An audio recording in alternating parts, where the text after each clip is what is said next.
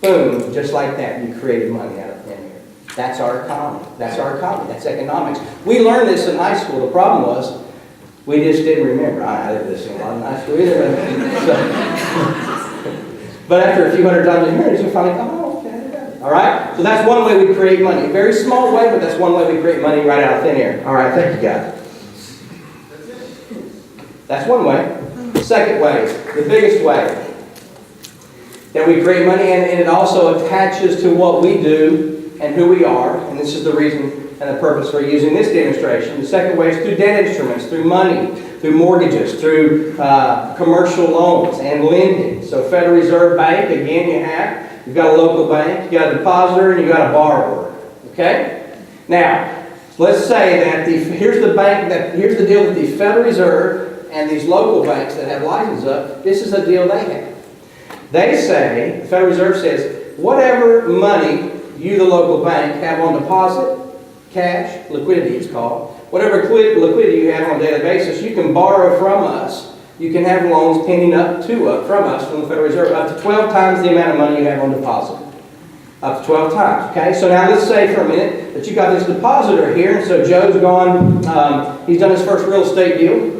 He made $10,000. He takes a $10,000 check, he takes it over to his local bank, and he deposits in a money market interest-bearing checking account. You see that? He simply makes a deposit of $10,000 bucks. Now, how much money does the local bank have on deposit?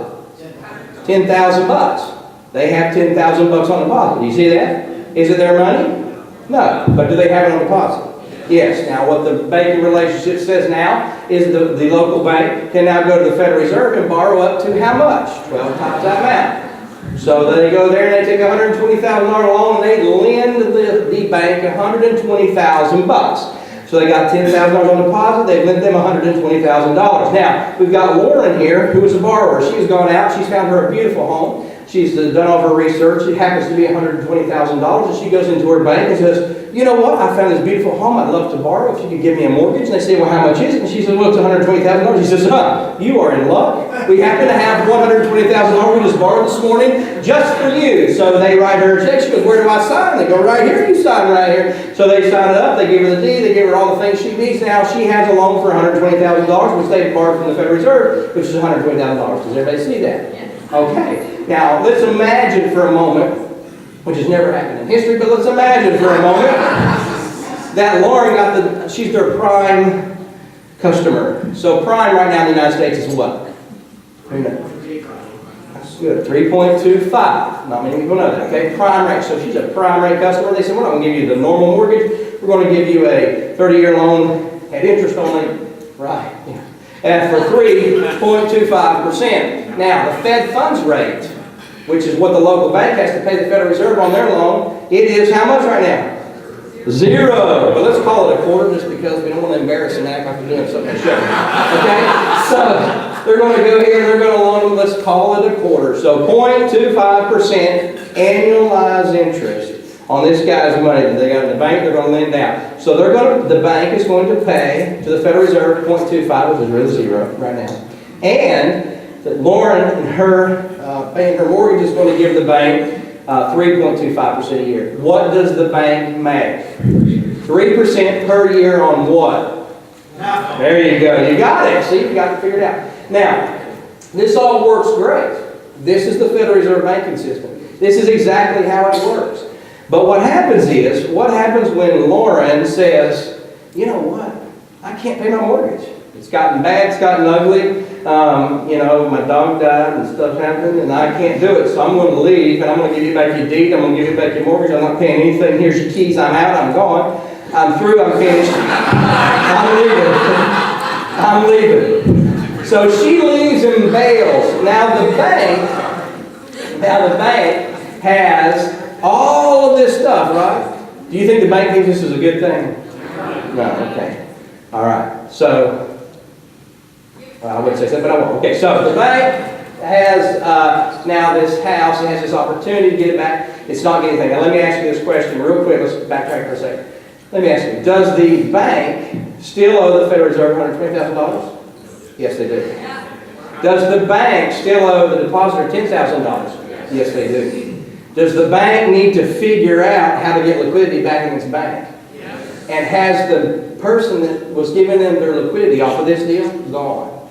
Yes. Do they have any liquidity coming in?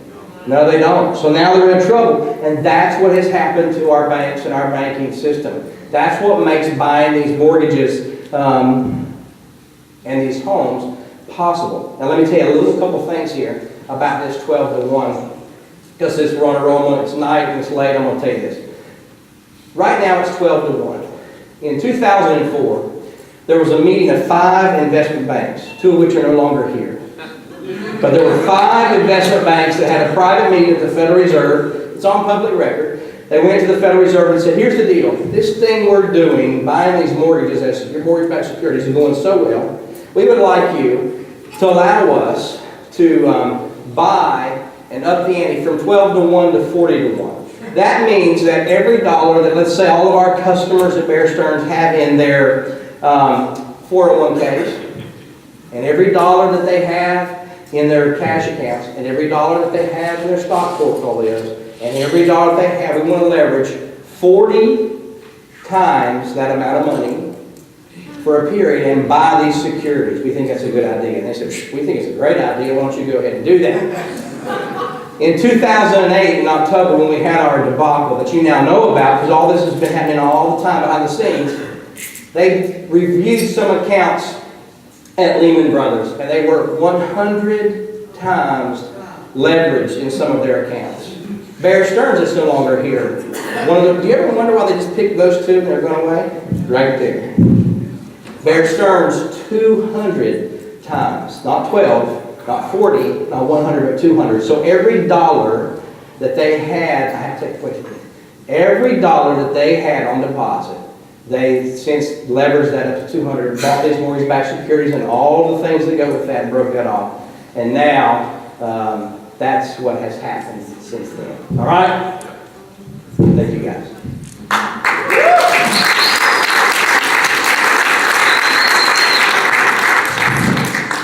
All right.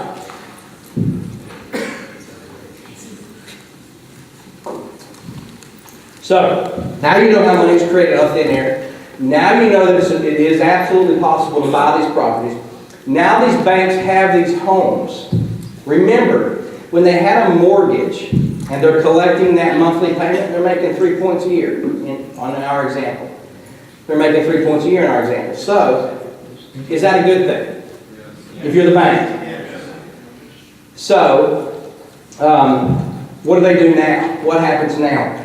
If that house has to be taken through foreclosure so they can get it back on their balance sheet, then they have to go through the foreclosure process. The foreclosure process does what to the mortgages? Everybody in this room? They eliminate, they're gone, they wipe them out. Okay? So their asset is what? The house or the mortgage? Okay. Did you always watch this thing? Okay. If you're a bank, do you want a house or a mortgage? Okay. If you're you and you're a smart investor, do you want a house or a mortgage? Mortgage. Okay, you got it. It's good to be the bank. Now, they want that. They've lost that mortgage and they've gained that house. They've lost their asset and they've gained a liability. You got it. Did you just say, did someone at a real estate seminar just tell you that a house and a piece of land is a liability? Oh my goodness. And it's true.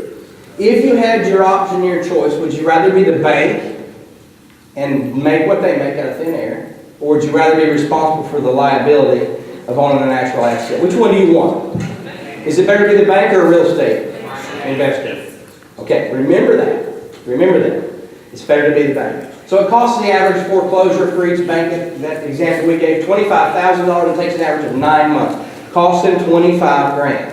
Costs them $25,000. They're not getting a dime in. They have to spend $25,000 to get it back, to wipe out their asset and pick up a liability. That's what happens. So that's why there are so many foreclosures that are available now. Banks are in the lending business, not in the real estate business, guys. Banks are in the lending business, not the real estate business. I promise you, and I hear it all the time, people go, I lost my house, but I think they wanted it. I really think it was on a good corner. It was on that corner lot, and I just put about $50,000 in it.